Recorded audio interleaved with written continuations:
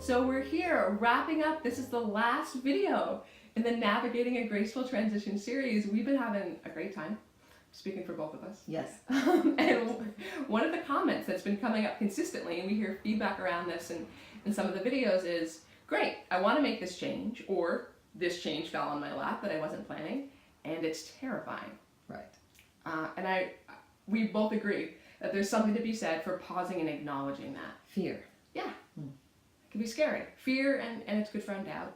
Kind of go hand in hand, hanging out together. And so we want to take a moment not to minimize that, and to acknowledge that a shift can break all sorts of stuff up. Right? Things bubble up when we're doing a shift. And then talk about a path out of that. What do we do around that?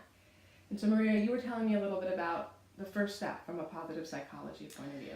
Right. So first we have to feel what we feel. There's no sense in denying or negating what we're feeling. And if fear and doubt have taken hold, then we need to mindfully pause and honor and acknowledge fear and doubt. My daughter is graduating from college, and the last few weeks have been very difficult for her and her cohort because it suddenly has hit them that they know how to do college really well, but this life thing, yeah. and and to have to say goodbye to all of these connections, and in one fell swoop it's over. Right. Tremendous fear and doubt arising. And so first step is to acknowledge, this is exactly what I'm feeling, this is where I am. Yeah, that feeling it thing. Oh, And without beating ourselves up. yes, and realizing that it's really an opportunity. Transition is an opportunity for increased capacity.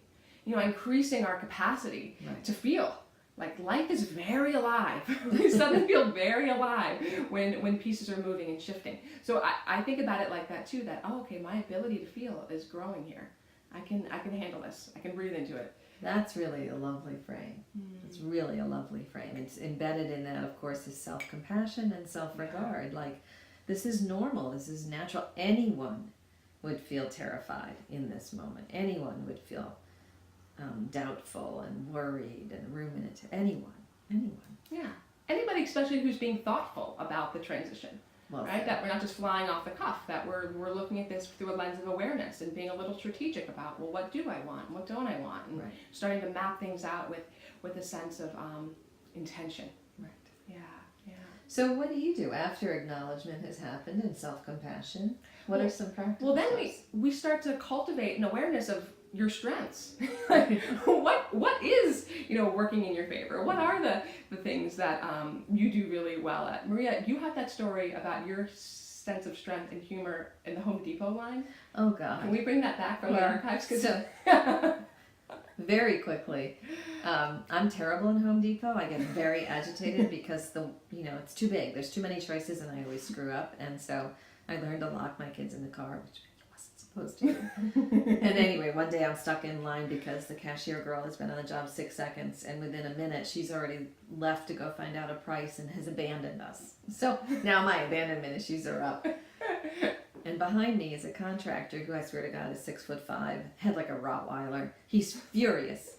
The cashier lady has gone. I'm furious and terrified because I don't remember if I put the window down in the car for my kids. And all of a sudden I'm reminded, oh my God, you have strengths. Like, you don't have to let this anger or this fear or this agitation run your life, right? That's really what Signature Strengths is about. It's saying, I feel this, I acknowledge this, and I don't have to let it run my life, or at least the rest of the day. Right. Humor is a huge strength of mine, and I turned around to a Rottweiler guy, terrified he was going to bite my head off, and said, so, what's the dream of your life? Which is a bizarre Home Depot question, right? But life, these moments when we can shape who we are just a little bit toward what's already good and strong within us, that's when actually life feels alive and rich and in concert with us, right? I'm still terrified, I'm still angry, and I'm a little larger than the moment. With fear, we don't want to deny it, and we want to become a little bit bigger than it. We don't want it to run the day. Yes, well, we were talking about Elizabeth Gilbert. She speaks about the idea that fear's along for the ride, but it sits in the back seat. It doesn't get the keys to the car. So in that moment, or she even goes as far as saying, doesn't pick the radio station, doesn't pack the snacks, right. but you stepped into the driver's seat with your sense of humor of, well, what can I do? Right. So whether humor is your thing or not, it might be I'm persistent, it might be I'm courageous, it might be I'm really stubborn. Or I'm flexible, I'm compassionate, I love to learn. How could this be a learning moment for me? Right. So beginning to cultivate some awareness about what is working, and what can I bank on now during this time. Right. Yeah. And in moments of overwhelm, which fear brings us and anxiety brings us, sorrow, anger, those moments of feeling overwhelmed by an emotion, where we want to, where safe harbor is in practice. Yes. The actual habit practice of the day.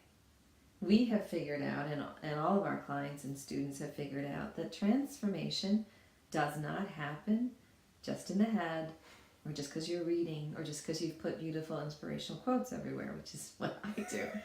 Looking at them is fabulous and inspiring, and then you have to go live your day. Yeah.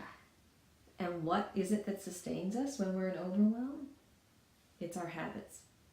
It's the habits that ground us either in something that strengthens us, or enlivens us, or calms us. Yes. So it's the taking action. That's what I hear you saying, is that it's more than just talking about it, it's more than just reading it, it's more than just watching these videos, which hopefully you've gotten a lot out of. It's the taking action with it and beginning to breathe life into it in your own way. Karlee has this tickler that shows up on her internet at 2 o'clock every Tuesday that reminds her to realign with her goals, to stop just in whatever pattern she might be in and remember, here are my goals, realign now. That's gorgeous. It works for me, and we were laughing because it popped up while we were filming this, and every Tuesday it's like a shock to me. Every Tuesday it pops up, and I'm like, "Ooh, who's texting me? Oh, those are my goals," reminding me. And so and that's what I know about myself, is I thrive on reminders. Right. I'm busy. I have a full life, so sometimes an action step requires a little nudge. So if setting something on your phone works, great. If putting it on your calendar works, great. If linking it to a pre-existing habit works, that's great. So, if you brush your teeth, at the same time every morning, well then maybe while you're standing there brushing your teeth, you could be thinking about your intention for the day. Or you were saying, the perfect example is while you're brewing your coffee. Yeah, many of us make that cup of coffee or that first cup of tea in the morning. That's a wonderful time to practice mindfulness. Mm-hmm. Or I'll use that time to get out the yoga mat and lay out my workout clothes so that there's no excuse. I've had my tea and there it is. It's time to exercise, right? So to bind new practice habits with rituals that are already in place that we don't have to think about. It's a wonderful way to hold on to the old and integrate the new. Yeah. I like that. Yeah. So tell us, what might you add in? What's one small thing that you've been thinking about, you've been marinating on, that would bolster your spirit during this time of shift, that you could link to an existing habit? Put it in the comments. I think it was Annie Dillard who said, how we shape our days is how we shape our lives. And what we're suggesting to you is how you shape the moments in your day will help lead you to that life of transition. The choices that you've made or the ones the world has made for you, no matter, lead you to that life that you wish to create. Beautiful. Well said. Well said. It's been wonderful spending this time with you. I hope the videos have been useful. Please let us know. And for those of you who can come, we'd love to see you at Kripalu in early June. Yeah, June 4th through the 7th. We'll put some info near the video. Enjoy the day. Wishing you all best.